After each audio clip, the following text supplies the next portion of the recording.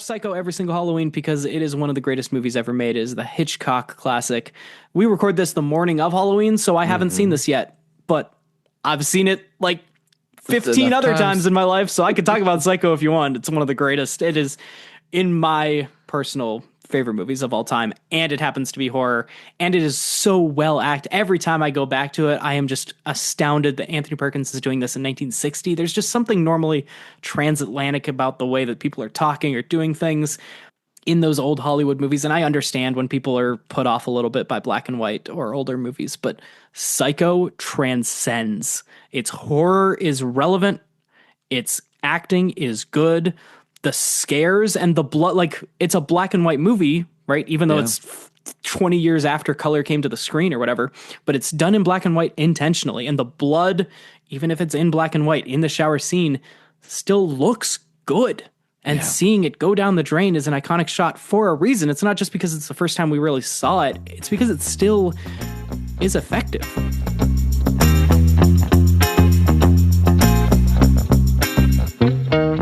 Before we even go to the rest of them, did anything surprise you? Were you like, oh, I didn't think I would get into this genre, this thing. I don't think I'd think about this movie more after we already talked about it. I mean, the thing that crept up on me this year was the weird week of international horror that I did. I went back and I revisited a lot of movies, and now that I'm so deep into this, right, I kind of have, over the past 2 years, I'm crafting what the future of this marathon is going to look like. And honestly, if it's feasible for my life as a father, that's like, you know, my jobs have taken me in a place other than professional movie criticism now. I'm just doing podcasts for my day job. And so can I really carve out the time for 31 movies in 31 days? And, you know, I've had these, you know, I'm watching the next movie in the Halloween franchise or the Friday the 13th franchise. And I felt like I had to finish that, right? But I am, like, this year saw me opening the new doors, setting up, you know, watching the Saw movies, which I love, watching the Nightmare on Elm Street movies, which we'll get to, which I love. And I've also, like, started to introduce a 2-year-old that watches, you know, YouTube counting shows and Mickey Mouse to, like, the Halloween versions of some of these fun things. So what surprised me as I went through was that I still, it didn't surprise me, but I still really freaking love making sure that I have the time to watch and sit down and watch some movies, and especially the genre that speaks the most to me. And so being able to have a whole week in there where I watched the international horror, some movies that I hadn't already seen, because after 12, 13 years loosely of doing this, if it's not like a 2025 release, there's not a lot that I'm discovering new. Yeah. And yet the expanse of 100 years of movies really is deep. And, you know, I gotta watch some old favorites and to keep me going and to keep me excited, but there's still new stuff out there for even the deepest letterbox listed cinephile. Especially, like you said, you've watched international horror movies before, Yeah. but a whole week of them and some new stuff is kind of fun, as well as today's first movie on the list, which we mentioned last week, The Host, which was a well-known movie, I guess, horror, creature horror, but you hadn't seen it yet, so Right. kind of fun to plug those holes. Yeah, this puts the button on a week of international horror where it is Bong Joon Ho's 2006 monster movie, The Host. But you remember the problem that Parasite had whenever we were coming up to Oscar time and people that were trying to defend and figure out like what Parasite is? When you try to describe its genre, it is, like, to its credit, as a good thing, really indescribable genre-wise. Like, it is tough to say, hey, if you like this, you'll like this. I don't know. If you like class consciousness, I guess you'll like it, but you have to like it in a way that you're willing to also not put poor people on the pedestal either. And Bong Joon Ho is just an incredible filmmaker. And as I watched Parasite for the first time, I experienced something that even like in 2019, I was deep into watching a lot of movies like for my job. I didn't have any idea where it was going to go next, right? He managed to, you know, in a way, and coming from a filmmaker from another country, you know, it's not just a 3-act structure where, you know, they're setting up something here and I'm going to see it pay off there. That Parasite was just such a fun experience to watch for me for the first time. So The Host, one of his earlier movies, is I come into expecting, a big scary kaiju from Asia. Yep. And that's really not what this is either. This is a family comedy about the like oppression of a government and the things that can go wrong when we start to panic about things. And also there's like this sort of large monster that plays a part in it. But it's truly like it's a black comedy in a fun, in more intentionally funny way than Parasite is, but you feel Parasite in there in a lot of it. The best way to describe its genre is it's Bong Joon Ho. That's so strange, but also like you're saying, dead on. Watching Snowpiercer, or I finally watched Mickey 17 this summer. I was like, oh, it's all just strange. It's all him. But so Snowpiercer's the first Bong Joon Ho that I ever watched, and it's not trying to be funny. There might have been some like darkly funny times in it, but Yeah. the host is like out and out hilarious and Wow. trying to be for more of its like I would call it a horror comedy, and it's the horror elements are just the monster's scary, but it's mostly the horror of the people reacting to like it's a very post-apocalyptic, but the apocalypse isn't widespread. It's just sort of an apocalypse of one town where the reason that we get this monster is a based on true story thing that happened where an American scientist was just throwing formaldehyde in the river. And hey, what if bad things, like the visibly bad things happened because of that? We know that that's bad, but Yeah. anyway, and so a monster comes, and so a monster terrorizes this like street one time, and then panic ensues, and that's the real horror. Like the monster is a side character, and just in the background, he's still going on. Yeah. But then it's how the government responds and how the American CDC comes in and tries to blame everything on anyone but them because it couldn't have been us that started this. And this just one family at the center of it where this bumbling idiot dad is just trying to get his daughter back and his like little family that goes about it. And it's heartwarming and scary, and the monster looks really good, and it's funny. I mean, you can't ask for more with Bong Joon-ho. Well, I guess you could, but no, you won't. Okay, so not as traditional monstery movie, but that kind of sounds like it's harkening back to some of the old Godzillas of like Godzilla shows up, but also the movie's way more about Japanese government people. issues and whatever else. The Yes. people. Okay. How we're reacting to the fact that a monster has shown up. And in this one, it becomes, I've read a little bit of commentary about it also after I watched it. And there's a lot to be said about the COVID-19 pandemic because they treat the monster comes and then they think that the monster is infecting people like that it touches because one guy was like sick and he also came in contact with the monster, and so that just spirals out of control. And so it becomes more of a movie about a response to a pandemic that isn't real, which, that's not a movie that we would probably make nowadays. But No. before, it's interesting to see the response and how everyone's just trying to cover their own ass. And the hilarity around the situation where at the center of it, there was a real monster and it has actually kidnapped this one guy's daughter. And he's just trying to get her back. And it plays off. Now, is this going to be like a top movie for you, or is it like I'm glad I finally saw it. It was good. Okay, we're good. It, like 4 stars, right? Somewhere in between those two, right? It's not something that holy crap, I've discovered this brand new thing that's going to be a core text in my life. But it's also like, it's better than just, hey, I appreciate the filmmaking. Like it was really good. Yeah. But like it wasn't like a personal favorite for me. I can only have 31 movies, right? Like a lot of these are personal favorites. So I got to be honest. Well, I'm glad we went with the host. I remember last week you put it up to a test. And what were the other two that you were looking at? It was Night Eats the World is one that I think I want to get to next year, is a zombie movie. And I threw out The Dead Snow is another zombie movie. Yeah. Then there's a couple Australian outback kind of horrors that I had mentioned. I mentioned there's still a lot of foreign cinema that I have not gotten to. Yeah, hopefully some will make it 2026. And the host this year made it 25. So, Heck yeah. the host for the 24th. Now, what did you watch on October 25th? How'd you follow up the monster horror? Nightmare on Elm Street. Oh, baby. So this year I completed last year I completed watching the Halloween franchise all the way through, and so I started watching Saw. This year I watched the Friday the 13th remake that wasn't good. And so I finally closed the book on Jason and open Freddy. So for the next, I think there are only 7 of these, right? That's why I picked Halloween and Friday the 13th to begin with. But for the next 7 Halloweens, and if they give us a couple remakes in between now and then, I'll be watching another Nightmare on Elm Street going all the way through. And I started with the first one, which I have seen multiple times before, still slaps. 1984, and it's young Johnny Depp.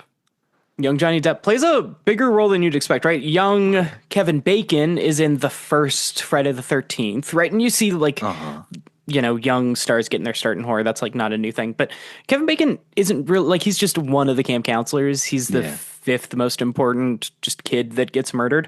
But Johnny Depp is the number 2 character really in this movie. Wow. And he's a star. Yeah, I mean, I just remember, again, with the posters or like VHS covers, this looked horrifying because there's like a woman in bed, and then it's like Freddy's. Her eyes being painted, the painted poster, right? And this year we lost one of the great artists that has given us a lot of that styling. And I think that Nightmare on Elm Street might have been one of his, like the Star Wars guy. This is the Freddy fingers, the knives on the glove coming up around her head. And yeah, it's not a photo, it's a painting, and so her face looks more horrified than it would in a single shot. It's just another piece of artwork. It's really great. Now, this is Wes Craven. Are you like a Wes Craven fan, or do you more so just like the movies here and there? I mean, yeah, I'm a big Wes Craven guy because I think so. Scream comes later, and Scream comes in '96, and the Nightmare on Elm Street franchise really like dovetails right into Scream because by the 7th. The 6th one, I think probably, because New Nightmare was the last before we rebooted in the 2000s. And New Nightmare was doing the meta, horror movies exist and horrors are actually happening. And so how do we as a society talk about that thing that Scream then just did better, right? Yeah. New Nightmare was just and I've seen, there might be 1 or 2 Friday the 13th that I have not seen all the way through, but I've seen New Nightmare and I've seen Dream Warriors is my personal favorite. And then I've seen the original. Anyway, so New Nightmare is like a soft launch for that idea for Wes Craven that he then perfected in Scream, which is just, it's the 31st. If you are looking as a college kid to watch a movie tonight with your friends and have it hit 100% approval rating, Scream. Scream is just, it is great for actual horror fans. It is scary and it's funny and it's not so depraved that like it can't please a crowd. If you have people like any range of horror aptitude or tolerance can just plug on Scream and enjoy it. The scares are more played for laughs and like fun to watch a bunch of people die rather than you're horrified that a lot of people are dying. So Wes Craven's just got a great track record for this kind of thing. But at 1984, he's still establishing his brand, and Freddy turns into more of a cultural icon and a punchline by the 90s. In 1984, he's kind of quippy, right? He talks more than Michael or Jason as far as like the trinity of horror movie icons, but he's not a joke, which he later does become. Yeah. It's kind of funny because like growing up, people would have a Jason mask or a ghost face or whatever else. You'd see some people with the Freddy Krueger claws, like the hat. Okay. Right.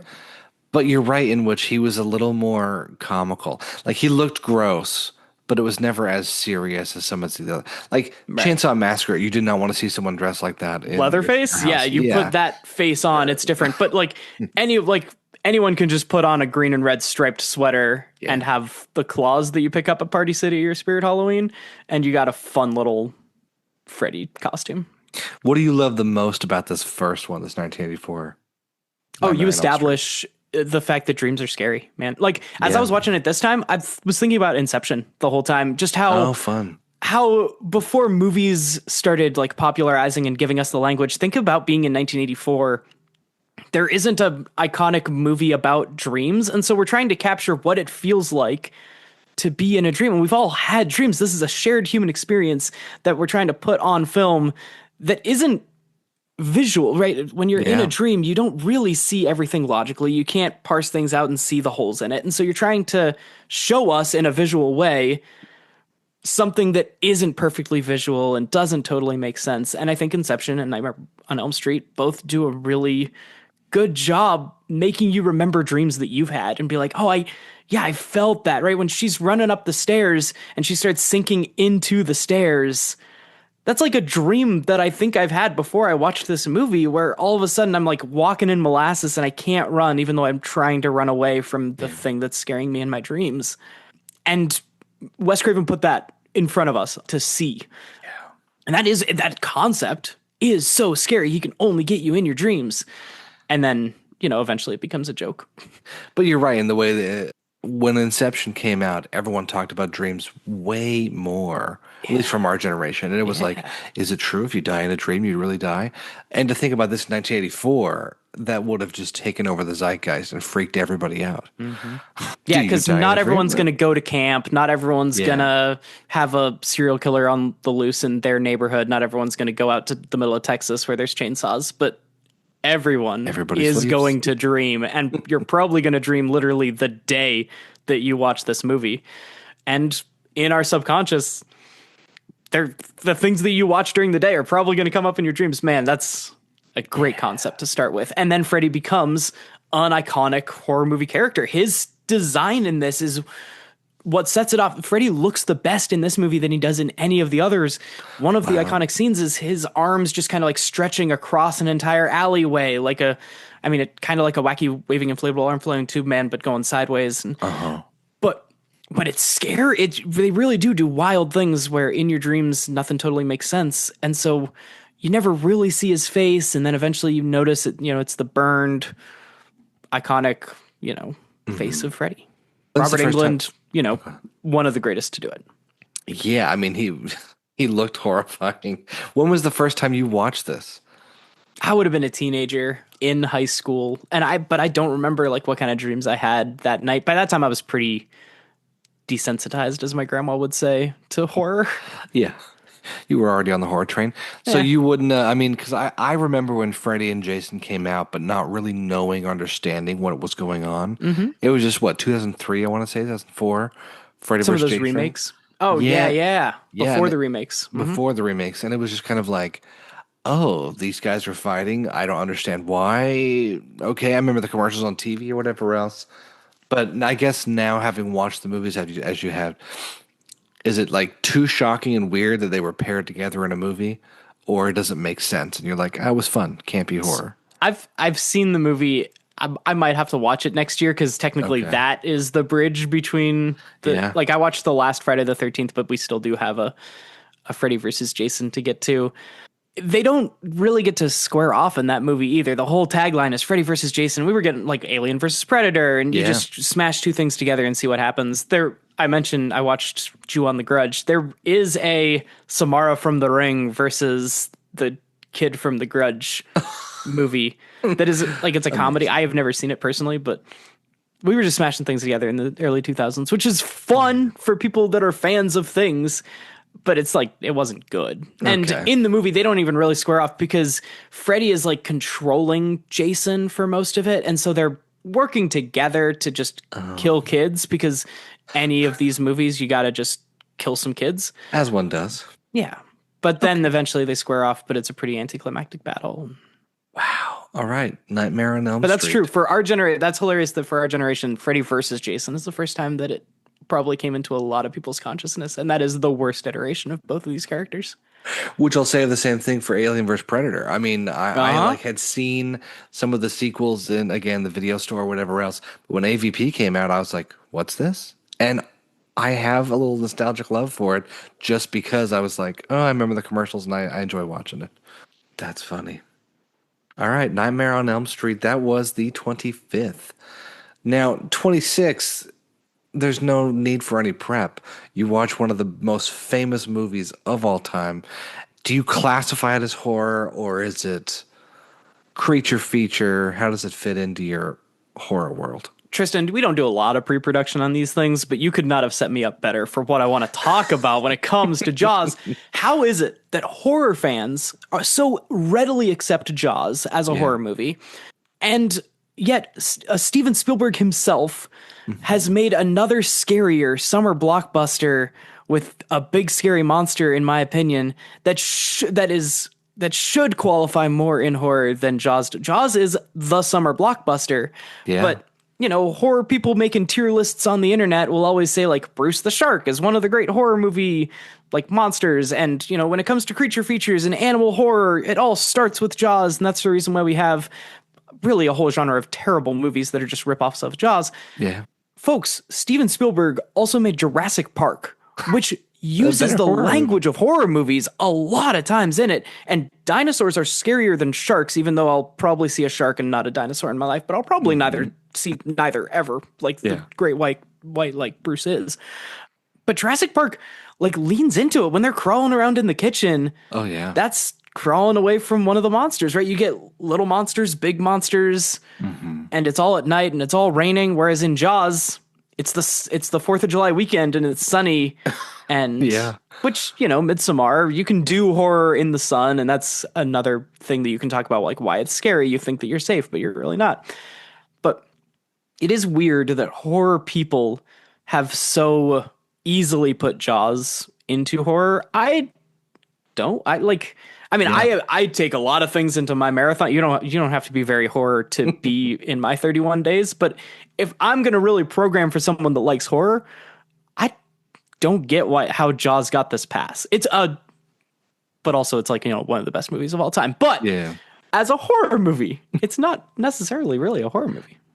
That was my question, because, there was the re-release and they were showing it all over screens this summer and all kinds of things. It's been talked about so much. The screen where you can watch it while you're in a pool or whatever. Yeah, you're in the water watching Jaws on a... Yeah, they do those. The floaties, it's great like that. It's just one of those ones that I never understood, why horror fans like it so much. Because like you said, it's daytime.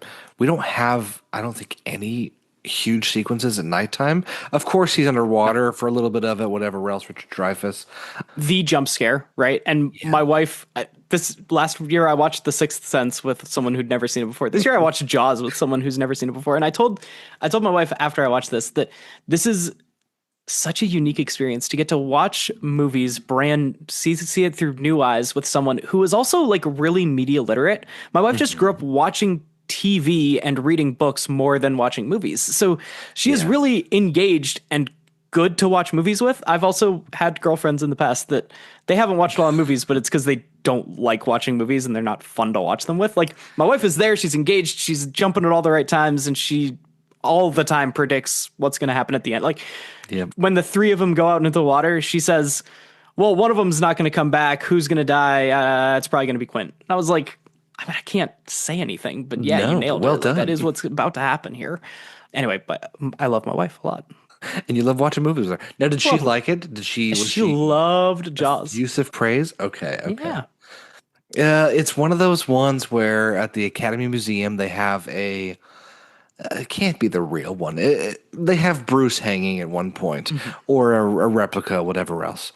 That is the story that even people that haven't seen Jaws know about Jaws, is like the animatronics weren't working as well as they wanted it to. And so there's probably a couple versions of Bruce, but the reason that we get so little of him, and that makes it more scary, by the way, and the reason we get all those POV shots is because they just couldn't get the technology to work. They really couldn't. And it's fun to watch all the little behind the scenes stuff or know where things were shot. We were out in Catalina Island in 2018. That's right. Part of our cruise we went on. And to think of that first opening shot being shot out in Catalina, where she gets attacked, and then someone was attacked this summer by a great white out there. And I was like, oh, it's accurate. Okay. Good to know. Yeah. But that wasn't Amityville. Amity, it's just Amity. Which is fun because Amityville horror isn't classic. So they call it Amity, and it's just this like New England, Cape Town that relies on the industry of the tourists for the 4th of July. And so, the mayor is the bad guy of Jaws. Maybe that's a little more horror. Okay. The mayor is the bad guy.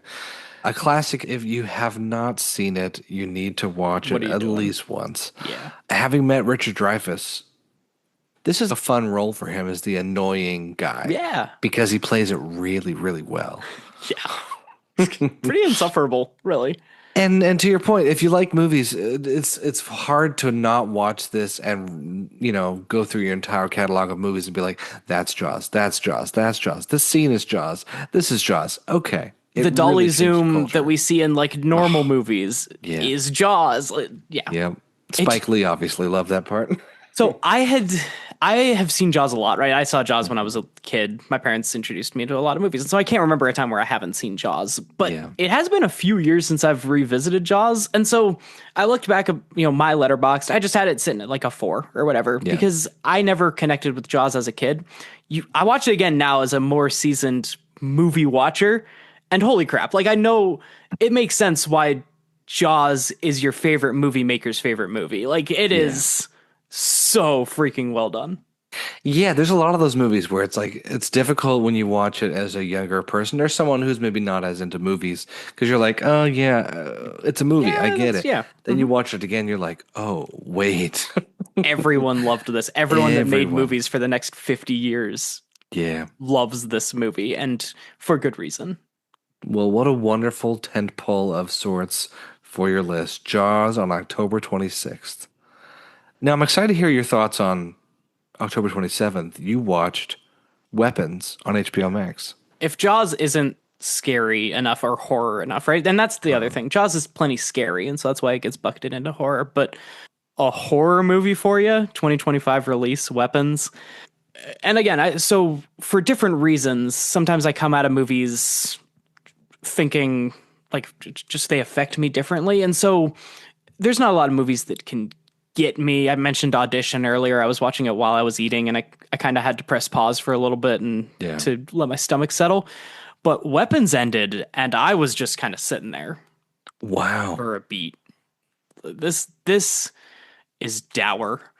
And I went in to read some reviews because I avoid a lot of marketing materials and reviews and things like that before I watch movies. It was very hard to do whenever I was watching movies a lot more than I do now, but it's easier now I'm a little bit out of the world. And so I mentioned on last week's show I was going to watch Weapons this week because I thought it was a school shooter movie. Like it's called Weapons. Yeah. About a class of kids. I thought that, and the analogy is certainly there, but it's mostly kids go missing, and then an actual horror creature is like part of it. Have you seen Weapons? Like, are we talking about this together? We're not yet, but I'm going to tell you this. Everyone that knows I don't love horror, but I'm trying to like dip my toes and I'm like, it's not that scary. Just watch it. It's not that scary. Oh. And someone was like, it's a little disturbing, but like it's not that bad. So I was going to put it on today because I've been watching Haunting of Hill House and I've been watching I've like dipped my toe in a couple others. Anyways. Bly Manor was the other one that Netflix did, like The Haunting of. Mm-hmm. And then what's the third? Midnight Mass? Is that also them?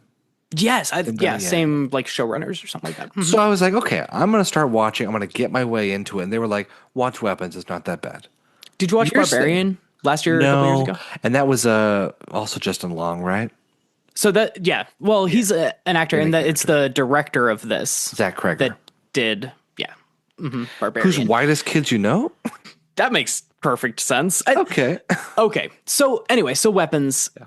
Scary is not the word for it. It is, and as someone now, I think I view movies a little differently. Having children, I have a kid, and I have one more on the way, and just the very end scene. So anyway, I was saying I avoid a lot of the reaction to movies, but I finished watching it, and so then I go on, and there's a lot of reaction that's like, hell yeah, and movies are back, and this was a ride, and my reaction was just shit. This is I did not have any kind of triumphal feelings during the course of this movie. So talking about the way that Bong Joon Ho relates comedy to scary themes or scary scenes in his movie. Weapons does this, I think, one of the best that I've ever seen, where he gives you enough comedy to alleviate the depression that he puts upon you. Okay. But even during the comedy, it's not to laugh. It's just to give you a little respite. And then you realize the just darkness of the situation that even the comedy is coming from. And it made me even a little bit more just down. Okay. So it's So it's got a very scary, iconic feature, like a face and a creature that you're going up against, right? Yeah. Elements of this movie. It's got all the kids go missing and the town, kind of turns on these things. Halloween ends or Halloween kills. One of the second two remake Halloween movies does this thing where like the town is a big part of the story against Michael Myers. And this does that much better than either of those movies do. And so it's got all the elements, and it's definitely a horror movie. But yeah, I had a very different experience watching it, I think, than a lot of other people, Interesting. where those comedy elements or the other things that he was throwing in didn't really alleviate the sour down everything else feeling. It just put it into perspective that, oh, this is crap. Wow. And that's funny because I had a lot more hell yeah friends who were like, bro, movies are back. Film is back. This It is is a just 4.5 mind-blowing. on Letterboxd for me. It actually borrows. It's funny, during when I was talking about Ju-on the Curse, I said that crash element of telling different stories and having them all come together. Weapons does that, actually. Like that thing where Game of Thrones, right? You get the perspective of one character and then the next chapter is a different character. Yeah. That's Weapons framing device, is giving Okay. you the story from this person, then from this person, then from this person, then they all come together at the end. So yeah, it was a great horror movie. It used a framing device I really am attached to personally, seeing things come together, and it affected me very well. So it was a great movie. But I was a little less hell yeah that movies are back, and more just, wow, the state of the world is in a bad place that someone dug this up out of their brain. Wow. Well, I was like, because I had watched a whole bunch of interviews with Zach Kreger, and also just kind of like dug down deep because people were quoting him as saying like he had added more humorous scenes, then took them out because the audience was laughing too much, and I was like, how much humor could you put in there before? Again, that is something you got to talk about at the top of this movie. To me, I thought it was maybe one of the most perfect balances I'd ever seen, where Okay. you can feel him trying to get you out of a dark place that he's putting you in through humor. But yeah, again, like 2 seconds into a quote unquote funny scene, I realized what I was laughing at, and that made me even more depressed about the whole state of the whole movie, that like we could even laugh at this situation. Yeah. But the language of the movie is telling you laugh, and it is a funny scene, but because it's in a package of such a horror thing, I thought it was just extremely like effectively done. Yeah, I mean, he had talked about wanting to kind of follow the look and feel of Denis Villeneuve's Prisoners 2013, of like gritty, dark, depressing. You're feeling it the entire time. There's no respite from the feeling or the setting, I guess. The stress Yes. of, oh my gosh, Yes. something's happening in the background. I think he accomplished that. I understand where other people don't. If you're not bought into how depressing it is, Yeah. then those like very funny scenes would feel out of place and tonally inconsistent. But he got me into it, and so I was there. Well, I will say this, $38 million budget estimated. Who knows? Probably a little more with some, there was quite a bit of marketing on this. Yeah. And then $267 million gross, 267 and a half. That's great. And watching all of the pitch emails come into our podcast email, it's the top of all the charts right now. It is the most watched Number thing. one on HBO Max. Yeah, it hits HBO Max and immediately. Yeah, and it's blowing away anything on Netflix. All the rest of it leading up to Halloween, it's like Weapons is the most watched thing right now. So that just speaks to people want to see it. It's in the zeitgeist. It's being talked about. It was on your list for a good reason, you know? It I is I the haven't movie. seen as many. So this, like, at the point in October, sometimes when I say this is my favorite movie of the year, it would mean something, because I've seen 50 or something by this point. I've seen less than 50 movies this year, but this is my favorite 2025 release. Wow. High praise. Even with the way it left you. Even feeling with at the end. maybe especially, right? It was, I didn't feel like angry at him for making me Yeah. feel that way. I felt something. That's what I want movies to do to me, even if it's making me feel in like a non-uplifting way. Yeah. Which horror doesn't usually do. That's fine. That's I know what I'm getting into there. It's really, you can see a lot of the Barbarian. If you have a stomach for Barbarian's, pretty freaking creepy too. Yeah. Also note the house that they go to, Barbarian's about this couple that, or not a couple, but like two people end up at the same Airbnb at one point. And so, but also one of them's there for nefarious reasons, whatever. So it's an Airbnb, is like the house is a main character of Barbarian. And our main girl here in Weapons, the teacher, we cover her story first. Hers is the first vignette. And her house kind of looks like the Barbarian house. Like we get a lot of shots of the Barbarian house, and there's a shot where it's set up and it looks like pretty similar on the inside, which Okay. I don't know if it was, it probably wasn't. I could have Googled it. I didn't Use what you know. I guess it's in Atlanta, maybe just a similar film similar build. locations. But I just, the way that he did a lot of things, and Barbarian has some of that humor too. So he definitely, Zach Cregger, he has a style and he has a language that he's pulling from. And I think it worked very well in Weapons. Weapons on HBO Max. Now, how did you dig yourself out of this hole? Even if it was great, you kind of took a dip in the feels. What did you do the next day? I have a 2-year-old. Okay. And so I watched some kids' TV. I watched The Great Pumpkin Charlie Brown. Wonderful. The next day. The next 2 days, so on the 28th and the 29th, I didn't watch a feature-length movie, but I watched enough television and Halloween specials that get you to about an hour and a half of content on your screen. And so on the 28th, and a couple of these I watched earlier on in the month as well with my son, but I watched The Great Pumpkin Charlie Brown. There's a whole series about and I mentioned these last year, Mickey Mouse on Disney Plus. Every year now for 3 years, they're doing the same animation style where it's the sort of stop motion-y look to the animation. He's got, in 2023, it was called Mickey and Friends Trick or Treats. Then there was Mickey Spooky Stories last year that I know I mentioned. And this year, Mickey and Minnie's Holiday Songs Halloween. And it's just like 3 little short Halloween songs. One of them is like, This is Halloween from Nightmare Before Christmas. Okay. Just cute. I love the animation to these. I love introducing kids to something other than just Cocomelon, Pixar, whatever clean, shiny looking animation. And my son gets into it as well. That's fun. Great Pumpkin Charlie Brown, is that also on Disney Plus? That is Apple TV. Apple TV. Bought and is very proud to have the rights to Great Pumpkin Charlie Brown. There was a big, I remember last year looking into this, so the rights have not changed since last year, but they do put it on television, I think, one night around for Great Pumpkin and also Thanksgiving and also Christmas.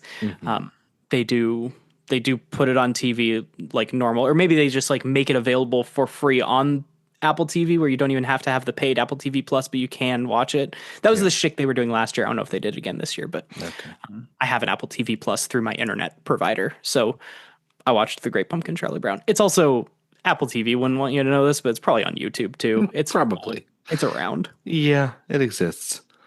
And then, so I watched those Mickey Mouse things. They were on Disney Plus, and on HBO Max, they have the old Hanna-Barbera rights and Looney Tunes rights. And so there's a new Scooby-Doo that looks and feels animation-wise very similar to the new Looney Tunes, the Daffy Duck and Porky Pig movie that I watched earlier this year, and I did, or maybe last year, that I did a review on.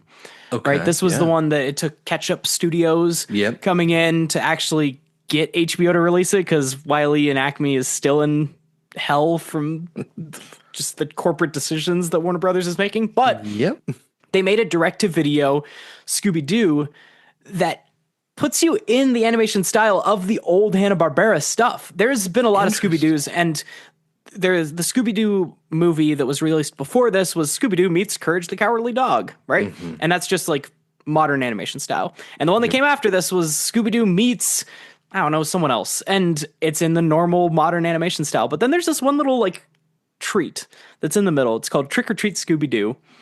That is, I don't know, especially the way they draw the eyes, it just feels a lot the way that they did that Daffy Duck, Porky Pig, like special, just a little animation movie. Yeah. That feels more like the originals and very much stands on its own.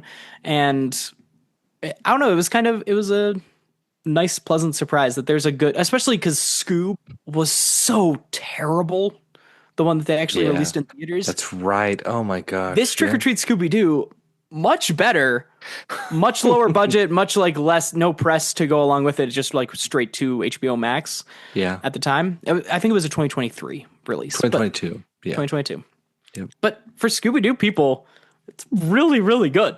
Like they do enough of that, like the live action Scooby-Doo movies from the 2000s where they're very much referencing the fact that Scooby-Doo like has existed for this long time. Yeah. And so Mystery Inc. needs cases to solve. So Fun. the movie gets its like kick in the pants by Fred wishing in a wishing well to like have a real monster to go after because they're like Mystery Inc. is going after tax fraud at one point in a very boring, like intentionally boring scene. Velma's like So flipping good. through papers.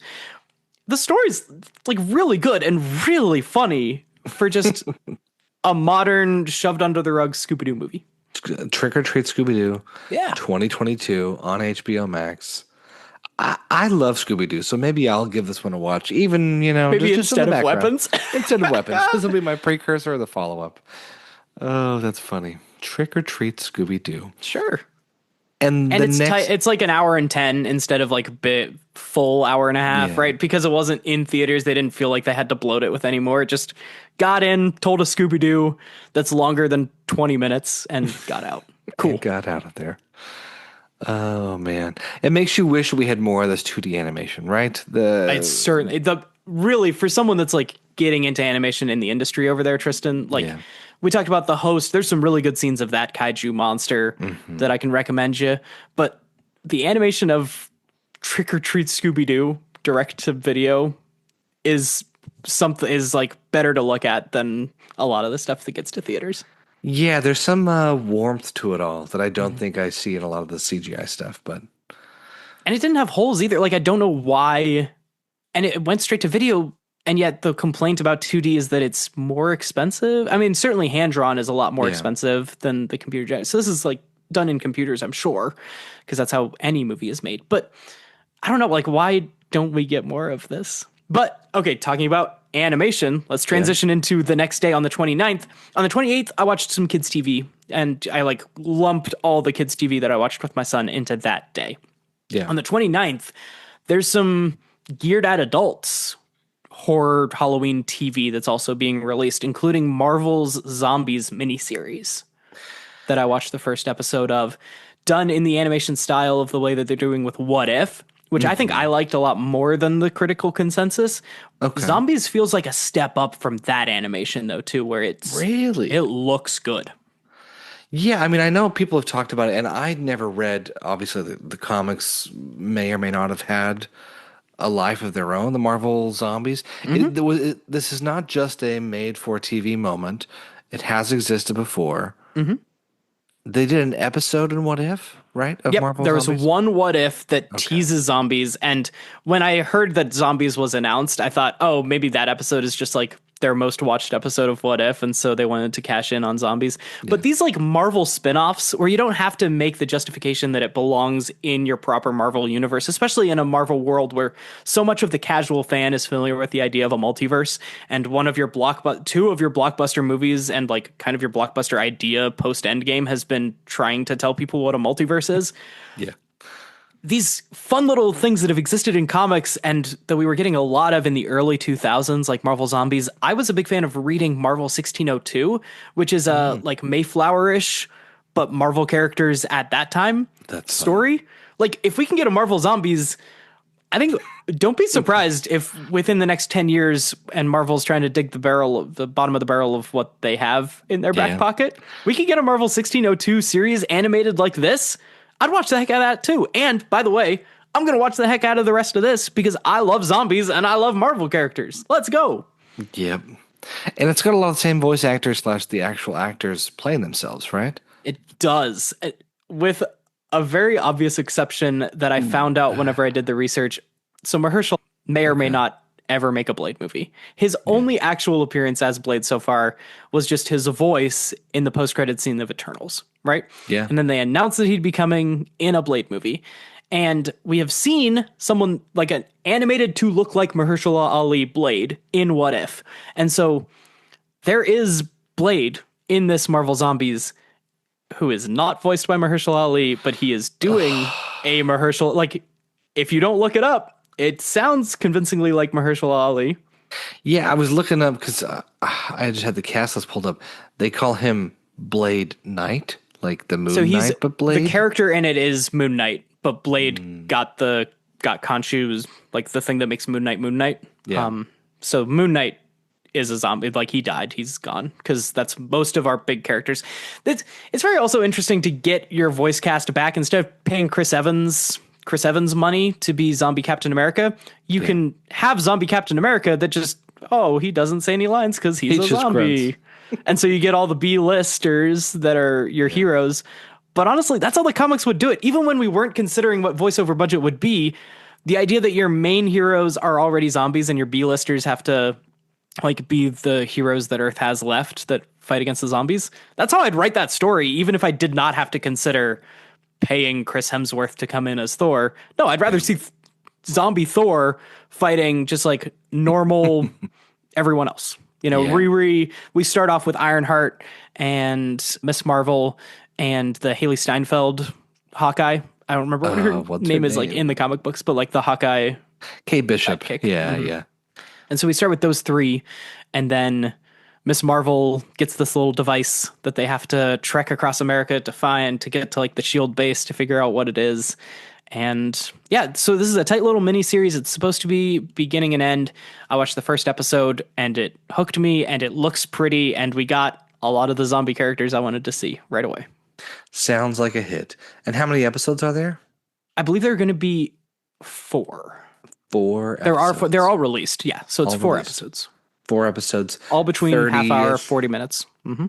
Okay. So you have like a 2-hour movie in the form of a TV show.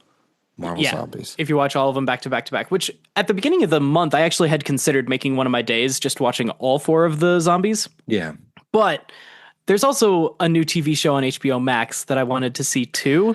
And that episode was only an hour long. So I just paired zombies with It, Welcome to Derry, episode 1. And as of today on Halloween, episode 2 is available.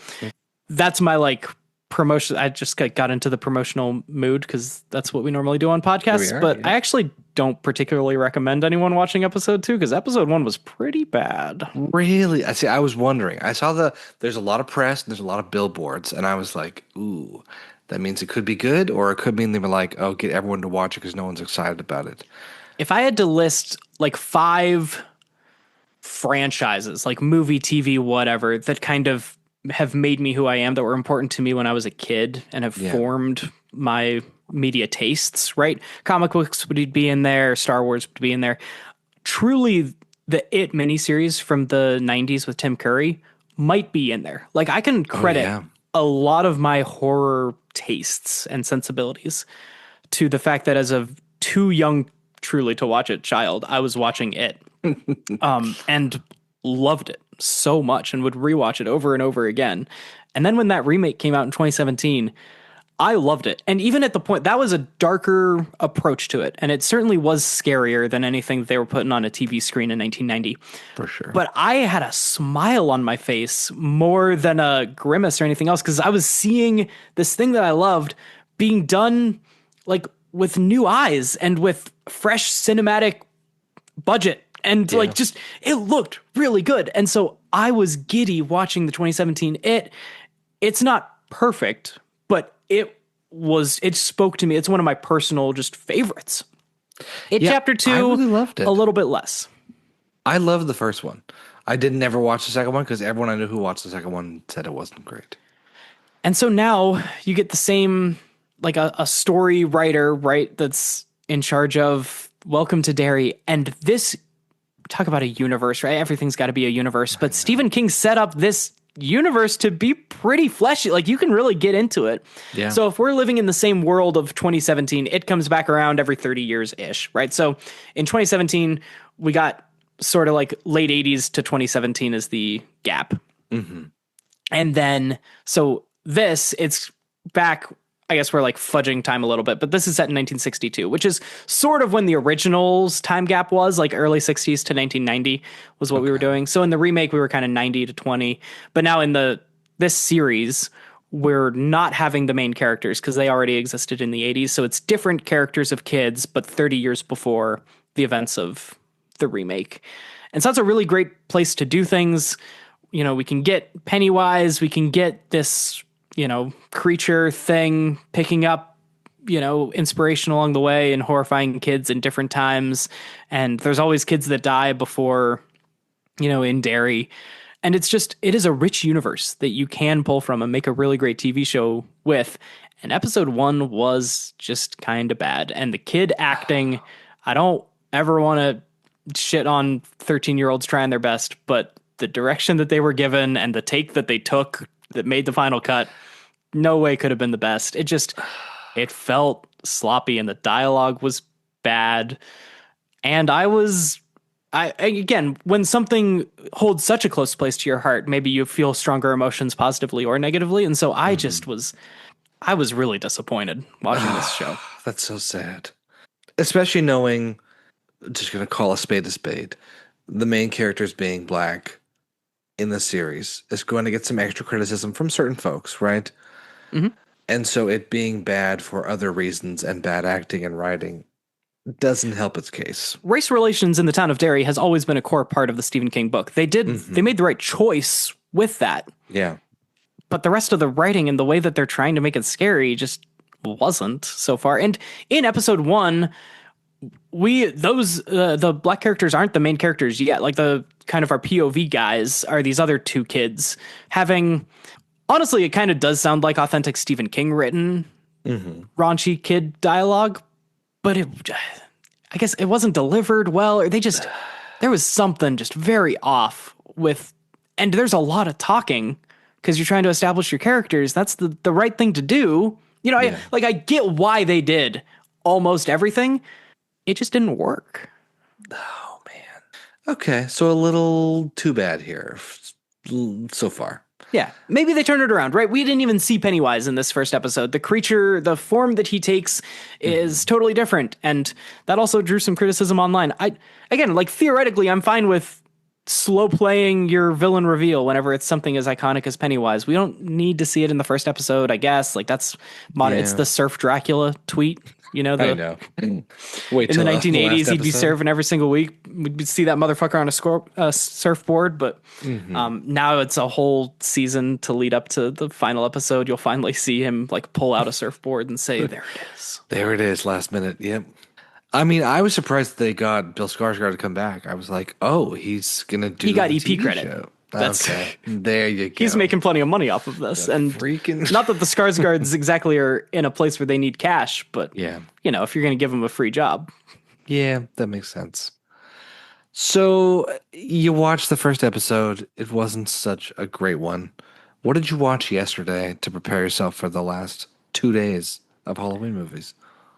This normally happens at some point during my marathon. It happened to happen the night before Halloween, All Hallows Eve. I watched Halloween Town because we had some friends over. And so we wanted to put on something that's a crowd pleaser. I've in past with this same friend of both my wife and mine from before we were dating. And then while we were dating, while we were engaged, we watched a lot of movies with this friend of ours. And we watched a lot of fun Disney movies, right? We've watched all the Zombies movies during the course of my Halloween marathon. I watched these DComs that are about musical zombies, and High School Musical meets just some zombies. Love it. Anyway, there is a Zombies 4. I thought maybe we were going to watch that, but because it was more of a party atmosphere, we had a few other friends over. Halloween Town is just the crowd pleaser for our generation and a little bit younger.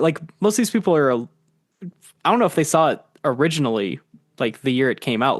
I'm 5 to 6 years older, which for kids is a big deal, but now we're all the same. But yeah, Halloween Town, something that I'm very attached with. I watched it opening night because I was already into Halloween vibes at the time. Yeah. On Disney, and so Halloween Town still slaps. Do the sequels slap, or are you more so an original only? Yeah, Halloween Town 2. This is going to be off the rip, but I'm pretty sure I have this in my bag. Halloween Town 2 is Calabar's Revenge, and it's still pretty good. It's the main villain son from the first one that comes back. And then Halloween Town 3 is Halloween Town High, where they really lean into the High School Musical vibes, and you get Sharpay's, it's weird that I can remember Sharpay's name, but Sharpay's brother in High School Musical is one of the Halloween Town High kids. Also, he's a monster. And so you get, all the monsters from Halloween Town coming to high school on this exchange program with the kids in Earth. Yeah. And it's an evil assistant principal, I think, that is trying to tear the people apart and sow division between the people and the monsters. But in the end, we realize that we're all just high schoolers. We're all the same, no matter what our outsides look like. Which, Love it. look, I mean, by the time Halloween Town High came out, I was way too old to be entertained by these movies, but I still was. Like, I have a soft spot for the Halloween Town franchise. The fourth one, they recast Marnie, the main girl, and so no one self-respecting that likes Halloween Town thinks that 4 is good. And it is also just bad. But also it's like an affront to the concept of Halloween Town that they would recast our main character. Wow. Yeah, I think growing up, I had mixed up this and Hocus Pocus. I was like, oh, Hocus Pocus, the same thing. It's Disney, whatever else. They are separate. There. But also, Halloween Hocus Town Pocus is a real movie, by the way, and looks Pocus like a real is a movie. real movie. Halloween Town is a Disney Channel original movie, which is different. Yep. But it has screen legend Debbie Reynolds in it. It absolutely does. What?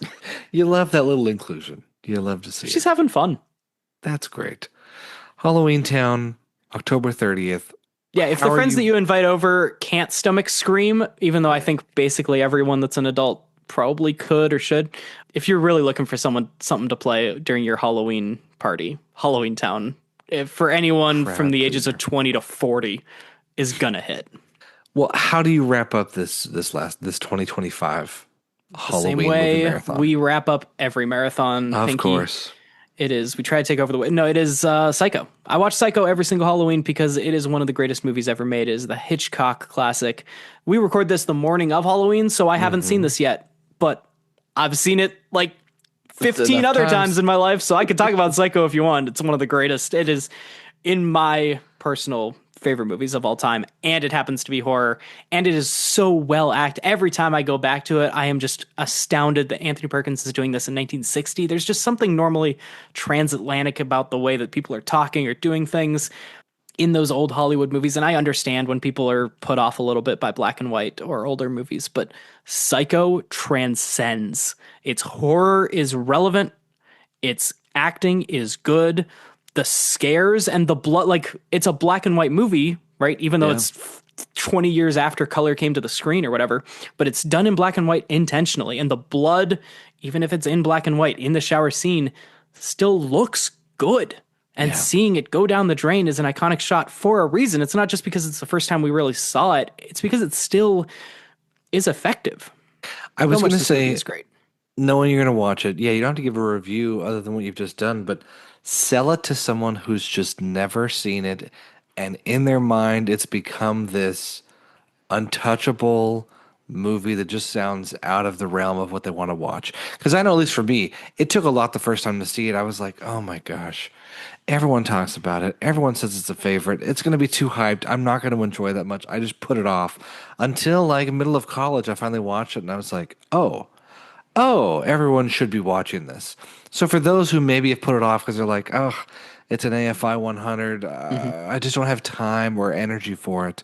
Why should they watch this movie? It's kind of just a movie, right? Vertigo takes 2.5 hours to get through. Ben-Hur is trying to be something great, but now with our 2025 sensibilities, we look back and like, oh, what was impressive technically in Ben-Hur or 10 Commandments isn't that impressive now because we have CGI. Yep. Psycho is grounded and just in and out in a pretty tight runtime and tells a simple story. And so it is accessible to people. It is filmed in a way that's extremely relevant to the way that we make movies now. And again, I think that the acting, that's the best thing I can say to convince someone in 2025 to go back and watch the old movies that are good, is when they happen to look good. So they weren't trying to push boundaries at the time. I'm grateful for all the movies that did push boundaries back then and looked bad doing it, because that's how we pushed boundaries and got to where we are now. Yep. But movies like Psycho are going to be timeless because they're not trying to show you anything revolutionary for 1960. And so it's just a grounded little story that is able to be relevant now. Yeah, great acting, great look. I mean, it's funny to think of the Universal tour, doing the lot tour there, still going by the house and the Bates Motel and everything else. And it's like, oh, this is literally a keystone, a cornerstone of movies here in Tinseltown. So it's great to see it's survived this long and still watchable, enjoyable. That's right. Did you ever watch the remake? You had to have watched the There's remake. remakes, there's sequels. All of them do better. Again, Jaws, I watched during this week. Jaws sequels are awful, and all of the movies that were inspired by Jaws are terrible, even though Jaws is great. Yeah. Psycho, its sequels are pretty good. Really? And Okay. the remake is a shot for shot remake with Vince Vaughn that they try to Yeah. do. I've even watched that, and it's fine. Like, it's an interesting exercise in filmmaking, but it's not an affront. It's not like offensive that they made that movie, I don't think. Yeah. Whereas some of those Jaws sequels and just horror sequels and ripoffs in general can be, but the things that Psycho inspired are some of the best movies that we've ever seen. Like, I think there's a lot of Silence of the Lambs in Psycho. There's a lot, like I said, the first Friday the 13th, actually, when Jason is not the killer, it's his mom, is a very thematically driven by Psycho, even though it's much more of the what it became. It popularized the 80s slasher because it slashed a lot more people. Psycho, I think only 2-3 people die. It's not trying to kill them on screen for fun, but Psycho is the proto slasher. Like, the reason we get those movies and the reason horror became a genre that could sustain 31 movies in 31 days for me is because, in my opinion, of Psycho. I'm excited to dig more into the sequels. I had not realized there was so much done well after Hitchcock died. Bates Motel on TV. Yeah, Freddie Very Highmore. good, too. That was 2013 to 17. Mm-hmm. I've wanted to watch the Vince Vaughn one, so maybe I'll have to rewatch the original and then watch the Vince Vaughn remake, just as a fun, like you said, a fun exercise. Right. 38 years later. Right. You've wrapped it up. 2025. You're done. 31 more movies down. Well, 29 movies and a bunch of random And some TV. enough TV to be a movie's worth. Yep. Yeah, I'm happy with the way things went. Every year I kind of look back and sometimes I get too lost in the sauce and I try to go down and try to find new things and I don't get enough of the classics. Getting Jaws and Nightmare on Elm Street in there in the last, and honestly Halloween Town, like checking all those different kinds of boxes during the course of even just this last week leading up to Halloween. I love it. And it would just be such a fun, if you're looking for recommendations, reach out to me on Twitter. I'm tweeting all my movies and then my Twitter goes dark for like the 11 months in between. But Yep. it would be such a fun thing to program a 31 days because you got to feel the ebbs and flows, right? You got to get into some slashers and then you got to get some elevated thrillers. Then you got to give yourself a reprieve and watch something light and airy or funny. Yeah. Get some monsters, get some Universal. There's so much different kind of horror out there, and I love it all. We're going to find a theater in Utah that needs programming for 31 Days of Halloween that will do this. Because I think it would be great. I just went, on that note, Guillermo del Toro was in town this week doing programming. Weird. What is he trying to promote? A movie, a horror, Universal monster movie coming out not in October for me? Come on. Yep. He was in town, and there's a theater chain here called American Cinematheque. Great. They do all kinds of re-releases, showings, whatever else with Q&As, all stuff. So my sister and I went to Bride of Frankenstein on Wednesday night. I had never seen it, and it was a fun time.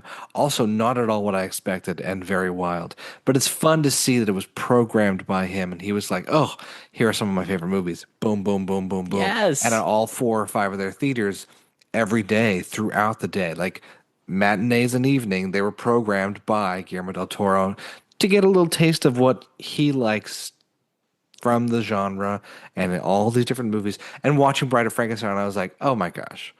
It makes more sense, his Shape of Water. It makes more sense, his sensibilities. Okay, I get it.